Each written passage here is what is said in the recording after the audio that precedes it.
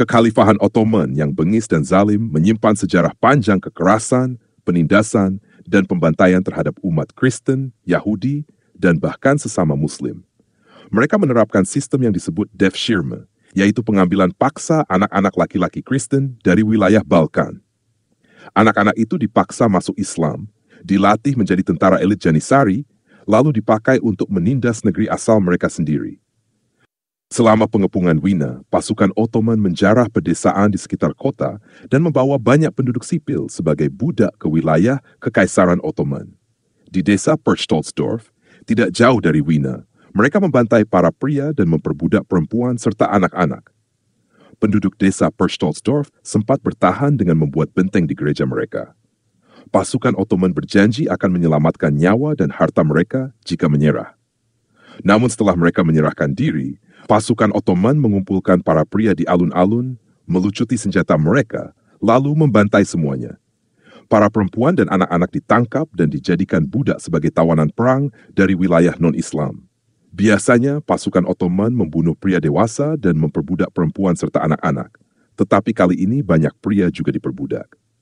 Secara keseluruhan, lebih dari 57.000 orang diculik dan diperbudak selama penjarahan Ottoman di wilayah perbatasan Austria dan Hungaria pada tahun 1683. Korban itu terdiri dari 6.000 pria, 11.215 perempuan yang sudah menikah, 14.922 perempuan muda di bawah usia 26 tahun, termasuk 204 orang bangsawan, serta 26.093 anak-anak. Penaklukan kota Wina sudah lama menjadi cita-cita besar Kekaisaran Ottoman, karena kota itu menguasai jalur sungai Danube dan jalur darat menuju Jerman serta wilayah timur Laut Tengah. Beberapa tahun sebelum pengepungan, Kekaisaran Ottoman di bawah kepemimpinan Wazir Agung Kara Mustafa Pasha melakukan persiapan logistik besar-besaran, memperbaiki dan membangun jalan serta jembatan menuju wilayah Kekaisaran Romawi Suci, memindahkan amunisi, meriam, dan berbagai perlengkapan militer dari seluruh wilayah Kekaisaran ke pusat-pusat logistik di Balkan. Pengepungan kota Sigetvar pada tahun 1566 telah menghentikan laju Sultan Sulaiman yang agung menuju Wina. Sejak saat itu, Wina tidak lagi terancam sampai tahun 1683. Beberapa tahun sebelumnya, wabah penyakit juga sempat melanda Wina. Secara politik, Kekaisaran Ottoman memberikan dukungan militer kepada bangsa Hungaria dan kelompok non-Katolik di wilayah Hungaria yang dikuasai Habsburg. Di sana, penindasan terhadap kelompok Protestan oleh Kaisar Leopold yang pertama menimbulkan pemberontakan terbuka. Pada tahun 1681, pasukan pemberontak yang dipimpin oleh Imre Thököly mendapat bantuan besar dari pasukan Ottoman. Sultan bahkan mengakui Thököly sebagai raja atas wilayah Hungaria bagian utara yang sebelumnya direbut dari tangan Habsburg. Dukungan ini termasuk janji bahwa bila Wina jatuh ke tangan Ottoman, maka kota itu akan diserahkan kepada Hungaria. Namun sebelum pengepungan itu terjadi, sebenarnya sudah 20 tahun lamanya kedua kekaisaran Romawi Suci dan Ottoman hidup dalam keadaan damai berdasarkan perjanjian Fasvar. Pada tahun 1681 dan 1682, bentrokan antara pasukan Thököly dan pasukan Kekaisaran Romawi Suci semakin memanas. Serangan Habsburg ke wilayah Hungaria tengah menjadi alasan utama bagi Kara Mustafa Pasha untuk meyakinkan Sultan Mehmed yang keempat agar mengizinkan ekspedisi besar ke barat. Sultan akhirnya menyetujui memberi izin kepada Mustafa Pasha untuk menyerang benteng Győr dan Komárom di wilayah barat laut Hungaria. Pasukan Ottoman dimobilisasi pada tanggal 21 Januari tahun 1682 dan perang resmi dinyatakan pada tanggal 6 Agustus di tahun yang sama. Secara logistik, menyerang pada akhir tahun itu sangat berisiko, karena musim dingin segera tiba. Namun jarak waktu sekitar 15 bulan antara mobilisasi dan serangan penuh memberi kesempatan bagi Wina untuk memperkuat pertahanan, serta bagi Kaisar Leopold untuk mengumpulkan pasukan dari seluruh Kekaisaran Romawi Suci.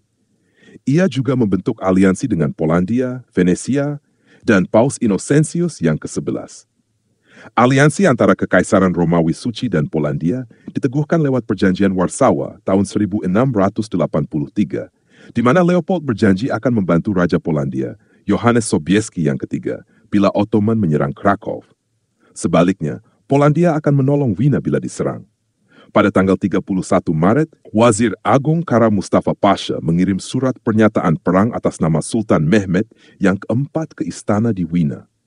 Keesokan harinya, pasukan Ottoman mulai bergerak dari Edirne di wilayah Rumelia. Pada awal bulan Mei, mereka sudah mencapai Beograd dan bergabung dengan pasukan Transilvania di bawah Pangeran Mihaly Apafi serta pasukan Hungaria di bawah Imre Thököly. Mereka mengepung kota Győr, lalu melanjutkan perjalanan ke arah Wina dengan kekuatan sekitar 150.000 tentara. Sekitar 40.000 pasukan Tatar Crimea tiba di sebelah timur Wina pada tanggal 7 Juli. Jumlahnya 2 kali lipat lebih banyak daripada pasukan kekaisaran yang berada di sekitar kota itu. Kaisar Leopold melarikan diri ke kota Passau bersama pengiring istana dan sekitar 60.000 penduduk Wina. Sementara pasukan di bawah Charles, Adipati Lorraine, mundur ke arah Linz dengan 20.000 tentara. Pasukan utama Ottoman tiba di depan kota Wina pada tanggal 14 Juli. Pertahanan kota kini hanya bergantung pada 15.000 pasukan di bawah komando Ernst Rüdiger von Starhemberg. Seorang insinyur asal Saxon bernama Georg Rimpler segera menyiapkan sistem pertahanan kota, karena rencana awal untuk menghentikan Ottoman di dekat Győr sudah tidak mungkin lagi. Raja Polandia, Johannes Sobieski yang ketiga, menyiapkan ekspedisi penyelamatan selama musim panas tahun 1683 sesuai perjanjian dengan Kaisar Leopold. Ia berangkat dari Krakow pada tanggal 15 Agustus. Namun, kepergian pasukan Polandia membuat negeri itu nyaris tanpa pertahanan, sehingga Imre Thököly berusaha memanfaatkan kesempatan untuk menyerang. Sementara itu, ketegangan meningkat antara Polandia dan negara-negara Jerman, terutama Austria, mengenai siapa yang harus menanggung biaya perjalanan dan upah tentara. Sobieski menegaskan bahwa ia tidak seharusnya membayar biaya perjalanan pasukannya, karena dialah yang akan menyelamatkan Wina. Kepemimpinan Habsburg akhirnya mengusahakan uang sebanyak mungkin untuk membayar pasukan gabungan itu, agar aliansi tetap solid dan penyelamatan kota dapat dilakukan. Pasukan utama Ottoman mulai mengepung kota Wina pada tanggal 14 Juli. Pada hari yang sama, Kara Mustafa mengirimkan tuntutan resmi agar kota itu menyerah kepada Kekaisaran Ottoman. Namun Ernst Rüdiger von Starhemberg, pemimpin pasukan pertahanan yang tersisa, sekitar 15.000 prajurit dan 8.700 relawan dengan 370 meriam, menolak menyerah. Beberapa hari sebelumnya, ia telah mendengar kabar mengerikan dari kota kecil Perchtoldsdorf di selatan Wina, di mana penduduknya telah menyerahkan kunci kota dengan harapan diampuni, tetapi malah dibantai seluruhnya oleh pasukan Ottoman. Maka dimulailah operasi pengepungan pada tanggal 17 Juli. Warga Wina menghancurkan banyak rumah di sekitar tembok kota dan membersihkan reruntuhannya, meninggalkan dataran kosong yang luas. Langkah ini membuat pasukan Ottoman mudah menjadi sasaran tembakan bila mencoba menerobos masuk. Sebagai tanggapan, Kara Mustafa memerintahkan tentaranya menggali parit panjang menuju arah kota, agar mereka dapat bergerak maju sambil berlindung dari serangan para pembela. Pasukan Ottoman memiliki 130 meriam lapangan dan 19 meriam berkaliber sedang, sedangkan pasukan Wina memiliki 370 meriam. Para insinyur Ottoman juga menggali terowongan di bawah tembok kota, yang kemudian akan diisi dengan mesiu dalam jumlah besar untuk meledakkan benteng pertahanan. Menurut sejarawan Andrew Whitcroft, pagar luar kota Wina saat itu telah berusia sekitar 150 tahun dan banyak bagian yang sudah lapuk. Untuk mengatasi hal ini, para pembela kota menanam batang-batang pohon besar ke dalam tanah mengelilingi tembok, sehingga menggagalkan rencana Ottoman untuk merebut kota dengan cepat. Tindakan ini memperlambat pengepungan hampir 3 minggu, dan penundaan itu ditambah keterlambatan mobilisasi Ottoman sejak perang diumumkan, memberi waktu bagi pasukan bantuan Eropa untuk datang pada bulan September. Beberapa sejarawan menduga bahwa Kara Mustafa sebenarnya ingin merebut kota Wina dalam keadaan utuh, tanpa kehancuran dan tanpa penjarahan, karena ia berharap bisa menjadikan kota itu sebagai permata baru kekaisaran. Namun keputusan itu justru membuat pasukannya kehilangan momentum. Selama pengepungan, semua jalur pasokan makanan menuju Wina terputus. Kelaparan dan kelelahan menyebar di antara para pembela kota. Von Starhemberg bahkan mengeluarkan perintah keras. Siapapun yang tertidur saat berjaga akan langsung ditembak. Pasukan Kristen di dalam kota hampir menyerah, hingga pada bulan Agustus, pasukan kekaisaran di bawah Charles, Adipati Lorraine, berhasil mengalahkan pasukan Imre Thököly di Bisamberg, sekitar 5 km di barat Laut Wina. Pada tanggal 6 September, pasukan Polandia di bawah Raja Johannes Sobieski menyeberangi Sungai Danube sekitar 30 km di barat Laut Wina dan bersatu dengan pasukan kekaisaran serta bala bantuan dari Sachsen, Bavaria, Brandenburg, Prusia, Baden, dan negara-negara Jerman lainnya. Raja Prancis, Louis yang ke-14, menolak membantu karena baru saja merebut wilayah Alsace. Sekitar 5.000 pasukan Kosak dari Zaporozhia di bawah pimpinan Semyon Pali juga bergabung dalam pasukan penyelamat itu. Aliansi antara Raja Sobieski dan Kaisar Leopold menghasilkan penyatuan kekuatan besar. Pasukan kavaleri elit Polandia, yaitu para husar bersayap, bergabung dengan tentara Eropa lainnya. Kepemimpinan gabungan diserahkan kepada Raja Polandia, yang memang terkenal di seluruh Eropa karena keahliannya memimpin perang melawan Ottoman. Ia pernah memenangkan pertempuran besar di Kotin pada tahun 1673 dan kini memimpin pasukan gabungan sekitar 70 hingga 80 ribu prajurit melawan kekuatan Ottoman yang diperkirakan mencapai 150 ribu orang. Pada awal bulan September, sekitar 5.000 pasukan ahli tambang Ottoman terus-menerus meruntuhkan bagian besar tembok kota, terutama di antara Benteng Burg, Benteng Lobel, dan Rafelinburg, menciptakan celah selebar sekitar 12 meter. Sebagai balasan, para pembela kota menggali terowongan mereka sendiri untuk mencegah bahan peledak Ottoman diletakkan di bawah tembok. Namun pada tanggal 8 September, pasukan Ottoman akhirnya berhasil merebut Rafelinburg dan tembok rendah di sekitarnya. Mengetahui bahwa tembok kota akan segera jebol, warga Wina bersiap untuk pertempuran terakhir di dalam kota mereka sendiri. Hanya jumlah pasukan istana dan pasukan pengiring yang benar-benar pasti, yaitu 78.500 dan 44.200 orang. Sedangkan jumlah pasukan lain hanya perkiraan, 50.000 orang Tatar, 10.000 orang Wallachia, 170.000 bagian layanan belakang, dan sebagainya. Berdasarkan hal ini, sejarawan Kahraman Shakul berpendapat bahwa tabel anonim ini mencatat jumlah pasti untuk pasukan istana dan pengiring, sementara jumlah pasukan provinsi disebut Temarle Sipahi sekitar 40.000 dan pasukan dari negara bawahan sekitar 100.000 hanyalah perkiraan.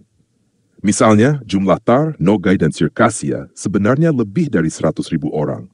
Tetapi tabel ini hanya mencatat 50.000 orang Tatar.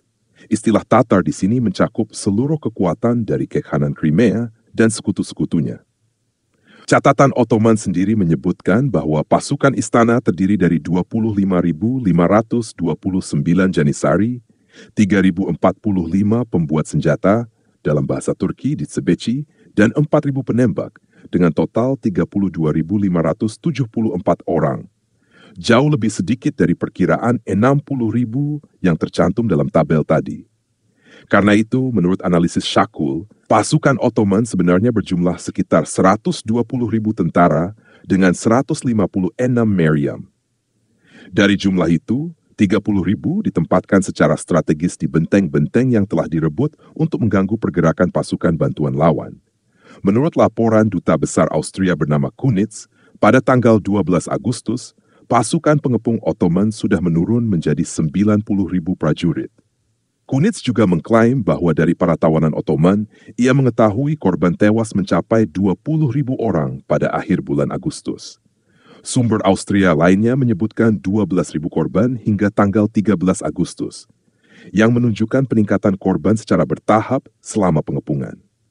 Sebuah catatan Ottoman yang ditemukan setelah pertempuran mencatat jumlah korban hingga 10 September, sebanyak 48.544 orang. 10.000 janissari, 12.000 sipahi, kavaleri berat elit, 16.000 penggali parit, 6.000 insinyur, dalam bahasa Turki disebut lamce atau membuat terowongan, 2.000 sipahi provinsi, dan 2.000 Tatar. Selain itu, desersi. Beberapa sumber Ottoman dan laporan Luigi Marsigli memperkirakan seperempat pasukan Ottoman melarikan diri, serta wabah penyakit menyebabkan pasukan Ottoman menyusut sangat drastis.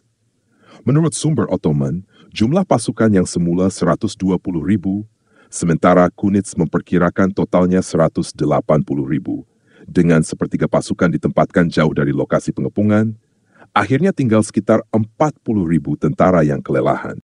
Shakul menggabungkan laporan Kunitz tentang 90.000 pasukan tempur pada 12 Agustus dengan daftar korban Ottoman dan memperkirakan jumlah keseluruhan menjadi 90.000 orang, 65.000 tentara, sekitar 60 meriam, dan 25.000 bagian layanan belakang.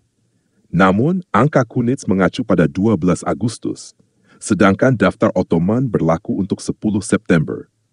Sekutu-sekutu Ottoman dari Transilvania, Wallachia, dan Moldavia ditugaskan menjaga jembatan-jembatan di jalur mundur utama sehingga tidak ikut bertempur. Para Tatar yang seharusnya ikut membantu ternyata hampir tidak efektif dalam pertempuran, berbeda dengan perang-perang sebelumnya.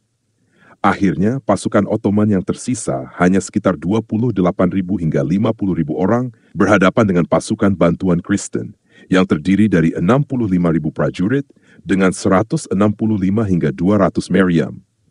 Untuk menghentikan pengepungan ini, pasukan bantuan yang terdiri dari orang Polandia dan pasukan kekaisaran bergerak cepat menyiapkan serangan balasan. Meskipun pasukan itu multinasional dan waktu persiapan hanya 6 hari, mereka berhasil membangun struktur kepemimpinan yang solid di bawah Raja Polandia dan pasukan kavaleri beratnya yang terkenal, yaitu Polish Hussars. Liga Suci menyelesaikan masalah pendanaan dengan memakai seluruh dana pemerintah, pinjaman dari para bankir dan bangsawan kaya, serta bantuan besar dari Paus. Kekaisaran Habsburg dan Polandia juga sepakat bahwa pemerintah Polandia akan membayar pasukannya sendiri selama masih di wilayah Polandia. Namun setelah menyeberang ke wilayah kekaisaran, biaya mereka akan ditanggung oleh kaisar. Sebagai imbalannya, kaisar mengakui hak Raja Sobieski untuk menjadi pihak pertama yang menjarah kamp musuh jika menang. Sementara itu, pasukan pengepung gabungan di bawah komando Kara Mustafa justru tidak bersatu dan mengalami masalah kesetiaan serta motivasi. Mereka kesulitan mempersiapkan diri menghadapi serangan pasukan bantuan. Mustafa mempercayakan pertahanan bagian belakang kepada Khan Crimea dengan pasukan kavaleri sebanyak 30.000 hingga 40.000 orang. Namun, ada keraguan besar mengenai seberapa jauh pasukan Tatar ini benar-benar ikut bertempur. Kan mereka menolak menyerang pasukan bantuan saat menyeberangi sungai Danube dengan jembatan ponton, dan juga menolak menyerang ketika pasukan Kristen keluar dari hutan Wina. Sekutu Ottoman lainnya, yaitu Wallachia dan Moldavia, juga terbukti tidak dapat diandalkan. George Dukas, Pangeran Moldavia, tertangkap, sementara Sherban Cantacuzino, penguasa Wallachia yang sebenarnya bersimpati pada koalisi Kristen, ikut mundur setelah serangan kavaleri Sobieski. Cantacuzino bahkan sempat bernegosiasi dengan pihak kekaisaran agar Wallachia bisa berpihak kepada pasukan Kristen, karena ia ingin menjadi pelindung umat Kristen di semenanjung Balkan. Sebagai balasan, pihak Habsburg menjanjikan takhta Konstantinopel kepadanya, kota yang saat itu merupakan ibu kota kekaisaran Ottoman. Pasukan gabungan Kristen memberi tanda kedatangan mereka di puncak Kahlenberg di atas kota Wina dengan menyalakan api unggun. Pasukan di dalam kota merespons dengan mengirim Jerzy Franciszek Kulczycki, seorang bangsawan Polandia, diplomat, dan pedagang yang fasih berbahasa Turki, dalam misi penyamaran yang berhasil menembus barisan Turki dan memberitahu pasukan bantuan tentang waktu yang tepat untuk melancarkan serangan bersama. Pertempuran dimulai sebelum semua pasukan sempat dikerahkan sepenuhnya. Sekitar pukul 4 dini hari pada tanggal 12 September, pasukan Ottoman menyerang lebih dulu, berusaha mengacaukan persiapan pasukan Liga Suci. Pasukan Jerman menjadi yang pertama melawan. Pangeran Charles dari Lorraine memimpin pasukan kekaisaran di sisi kiri, sementara pasukan kekaisaran lainnya berada di tengah. Setelah pertempuran sengit dan beberapa serangan balasan dari Ottoman, mereka berhasil merebut beberapa posisi penting, terutama desa-desa yang telah dipertahankan dengan kuat seperti Nussdorf dan Heiligenstadt. Menjelang tengah hari, pasukan kekaisaran sudah menimbulkan kerugian besar bagi pihak Ottoman dan hampir menembus pertahanan mereka. Pada saat yang sama, Sherban Cantacuzino dan pasukannya yang sebenarnya diam-diam berpihak kepada koalisi Kristen berusaha menggagalkan pengepungan Ottoman dengan cara meninggalkan jembatan di Pulau Bridgetnau di atas sungai Danube. Jembatan itu dijaga oleh pasukan Wallachia untuk melindungi sisi kiri pasukan Ottoman. Mustafa Pasha kemudian melancarkan serangan balasan dengan sebagian besar tentaranya, tetapi ia menahan beberapa pasukan elit Janissary dan Sipahi untuk melakukan serangan terakhir terhadap kota.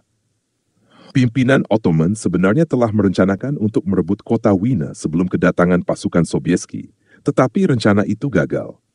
Para ahli bahan peledak Ottoman sudah menyiapkan ledakan besar di bawah benteng Lebel Bastai untuk menjebol tembok kota. Total ada 10 ranjau yang siap diledakkan, namun semuanya berhasil ditemukan dan dijinakkan oleh pihak pembela kota. Menjelang siang, pertempuran besar kembali terjadi di sisi lain medan perang ketika infanteri Polandia menyerang sisi kanan pasukan Ottoman. Meskipun pasukan bantuan sudah tiba, beberapa bagian pasukan Ottoman tetap berusaha menembus pertahanan kota, memberi kesempatan bagi pasukan Polandia untuk bergerak maju di medan terbuka. Sekitar pukul 4 sore, pasukan Polandia berhasil merebut desa Gersthof, yang kemudian dijadikan pangkalan untuk serangan kavaleri besar-besaran. Pasukan Ottoman kini terjebak di antara pasukan Polandia dan pasukan Kekaisaran. Baik Charles dari Lorraine maupun Raja John Sobieski memutuskan untuk menyerang secara serentak dan menghancurkan pasukan Ottoman sepenuhnya. Pasukan Jerman melanjutkan serangan di sisi kiri pada pukul 3:30 sore. Pada awalnya mereka menghadapi perlawanan sengit dan tidak bisa maju. Namun sekitar pukul 5 sore, mereka mulai berhasil merebut desa Unterdöbling dan Oberdöbling. Pasukan Kekaisaran kini semakin mendekati posisi utama Ottoman di benteng yang dikenal sebagai Turkenschanze, yang sekarang menjadi Taman Turkenschanz Park. Ketika pasukan Kekaisaran bersiap untuk serangan terakhir, kavaleri Polandia mulai bergerak. Diceritakan bahwa kavaleri Polandia perlahan muncul dari hutan terdekat, disambut sorak-sorai para infanteri yang sudah menantikan mereka. Sekitar pukul 4 sore, 120 pasukan husar Polandia melakukan serangan percobaan. Serangan itu berhasil membuktikan kelemahan Ottoman, tetapi juga memakan banyak korban. Dalam aksi itu, mereka mulai mendekati Turkenschanze, yang kini terancam dari 3 arah. Pasukan Polandia dari barat, pasukan Saxon dan Bavaria dari barat laut, serta pasukan Austria dari utara. Pada titik itu, Wazir Agung Otton memutuskan meninggalkan posisi tersebut dan mundur ke markas utamanya di kamp sebelah selatan. Namun, banyak pasukan Ottoman sudah lebih dulu meninggalkan medan perang. Pasukan gabungan Kristen kini siap untuk serangan terakhir. Sekitar pukul 6 sore, Raja Sobieski memerintahkan kavaleri menyerang dalam 4 kelompok besar, 3 dari Polandia dan 1 dari Kekaisaran Romawi Suci. 18.000 penunggang kuda menyerbu menuruni perbukitan. Ini adalah serangan kavaleri terbesar dalam sejarah. Sobieski sendiri memimpin langsung di barisan depan bersama 3.000 Winged Hussars, pasukan kavaleri berat Polandia yang terkenal. Para Tatar Lipka yang bertempur di pihak Polandia memakai seikat jerami di helm mereka untuk membedakan diri dari Tatar yang berpihak kepada Ottoman. Serangan besar itu dengan cepat menghancurkan garis pertahanan Ottoman yang sudah kelelahan dan kehilangan semangat tempur hingga akhirnya mereka mundur dari medan pertempuran. Kavaleri Kristen langsung menyerbu menuju kamp Ottoman dan markas Kara Mustafa. Sementara pasukan garnisun kota Wina keluar dari pertahanan mereka untuk ikut menyerang. Pasukan Ottoman sudah sangat lelah dan putus asa setelah gagal menjebol tembok kota dan menghadapi serangan gencar pasukan Liga Suci di Turkenschanze. Kurang dari 3 jam setelah serangan kavaleri besar itu, pasukan Liga Suci berhasil memenangkan pertempuran dan menyelamatkan kota Wina. Perwira Katolik pertama yang memasuki kota adalah Louis William, bangsawan dari Baden-Baden yang memimpin pasukan dragoonsnya. Setelah kemenangan itu, Sobieski memparafrasekan kata-kata terkenal Julius Caesar. Aku datang, aku melihat, aku menang. Menjadi kami datang, kami melihat Tuhan yang menang. Sejarawan Ottoman pada masa itu, Silahdar Findiklili Mehmet Aga, menggambarkan pertempuran ini sebagai kekalahan besar dan kegagalan paling memalukan bagi Kekaisaran Ottoman, yang terburuk sejak berdirinya kekuasaan mereka pada tahun 1299. Pasukan Ottoman kehilangan sedikitnya 20.000 orang selama pengepungan Wina. Dalam pertempuran melawan pasukan Sobieski, jumlah yang tewas diperkirakan antara 8.000 hingga 15.000 orang, dan sekitar 5.000 sampai 10.000 lainnya tertangkap. Sementara itu, pasukan gabungan yang dipimpin oleh Raja Sobieski hanya kehilangan sekitar 3.500 orang yang tewas atau terluka, termasuk 1.300 tentara Polandia. Garnison Wina yang berjumlah 10.000 orang bersama warga sipil kehilangan sekitar setengah dari jumlah mereka akibat pengepungan yang panjang. Pasukan Liga Suci dan warga Wina memperoleh harta rampasan dalam jumlah besar dari tentara Ottoman. Dalam surat Sobieski kepada istrinya beberapa hari setelah pertempuran, ia menulis, "Harta rampasan yang kami dapatkan luar biasa, tenda-tenda, domba, sapi, dan banyak unta. Kemenangan ini belum pernah terjadi sebelumnya. Musuh hancur total, semua hilang bagi mereka. Mereka hanya bisa lari demi menyelamatkan nyawa. Jenderal Starhemberg memeluk dan menciumku, menyebutku sebagai penyelamatnya." Setelah kemenangan itu, Starhemberg segera memerintahkan perbaikan benteng Wina yang rusak parah agar siap menghadapi kemungkinan serangan balasan. Namun sejak hari itu, Wina tidak pernah lagi dikepung oleh pasukan Ottoman. Akibat kekalahannya, pada tanggal 25 Desember, Kara Mustafa Pasha dieksekusi di kota Beograd. Ia dihukum mati dengan cara yang dianggap terhormat bagi pejabat tinggi Ottoman. Dicekik menggunakan tali sutra yang ditarik oleh beberapa algojo di kedua ujungnya atas perintah pemimpin pasukan Janissary. Meskipun pasukan Katolik meraih kemenangan besar, ketegangan masih terjadi di antara para komandan dan tentaranya. Sobieski menuntut agar pasukan Polandia diberi hak pertama memilih harta rampasan dari perkemahan Ottoman. Akibatnya, pasukan Jerman dan Austria hanya mendapatkan bagian yang lebih sedikit. Selain itu, tentara Protestan dari Sachsen yang juga datang membantu pengepungan mendapat perlakuan buruk dari penduduk Katolik di pedesaan sekitar Wina. Mereka kemudian meninggalkan medan perang tanpa ikut membagi hasil rampasan dan menolak melanjutkan pengejaran terhadap musuh. Setelah kemenangan itu, Sobieski melanjutkan pembebasan wilayah barat laut Hungaria, tetapi usahanya terhenti karena ia terserang penyakit disentri. Beberapa tahun kemudian, Pangeran Charles dari Lorraine berhasil merebut kota Buda dan sebagian besar wilayah Hungaria pada tahun 1686, memperluas kekuasaan Habsburg hingga ke Transilvania pada tahun 1687 dan merebut Beograd pada tahun 1688. Kekalahan Ottoman di Wina disambut dengan perayaan besar di Kekaisaran Safawi di Persia. Kabar itu sampai dengan begitu megahnya sehingga Kaisar Safawi, Shah Sulaiman I, sempat mempertimbangkan untuk menyerang Baghdad, kota yang sebelumnya jatuh ke tangan Ottoman pada tahun 1639. Namun para pejabat istana, terutama kelompok Qasim Istana yang sangat berpengaruh, menyadari bahwa kekuatan militer Safawi telah menurun dan menilai langkah itu tidak bijaksana. Menurut sejarawan Rudy Mathey, para Qasim ini tidak keberatan jika Ottoman mengalami kehinaan, tetapi mereka ingin menghancurkan kekuasaan Ottoman sepenuhnya, karena keberadaannya dianggap sebagai penyangga terhadap ancaman dari dunia Kristen di Eropa. Kemenangan di Wina membuka jalan bagi penaklukan Hungaria dan wilayah Balkan dalam tahun-tahun berikutnya oleh para panglima besar seperti Louis dari Baden, Maximilian dari Bavaria, dan Pangeran Eugene dari Savoy. Ottoman terus berperang selama 16 tahun lagi sebelum akhirnya kehilangan kendali atas Hungaria dan Transilvania. Pada tahun 1699, Kekaisaran Romawi Suci menandatangani perjanjian Karlowitz dengan Ottoman, yang secara resmi menyerahkan sebagian besar Hungaria kepada kekuasaan Habsburg. Pertempuran ini menandai berakhirnya ekspansi Ottoman ke Eropa.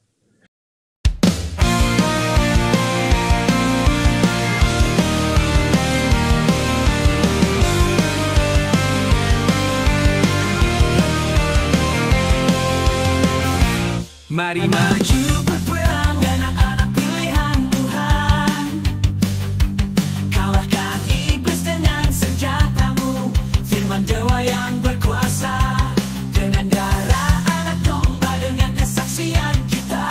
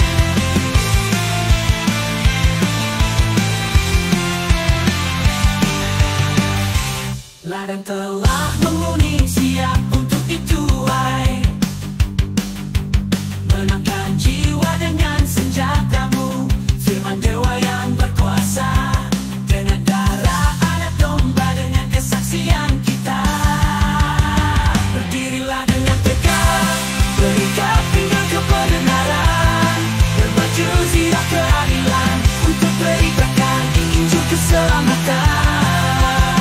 Gunakan perisai iman dan topeng keselamatan. Beranggo firman doa dalam segala doa dan permohonan.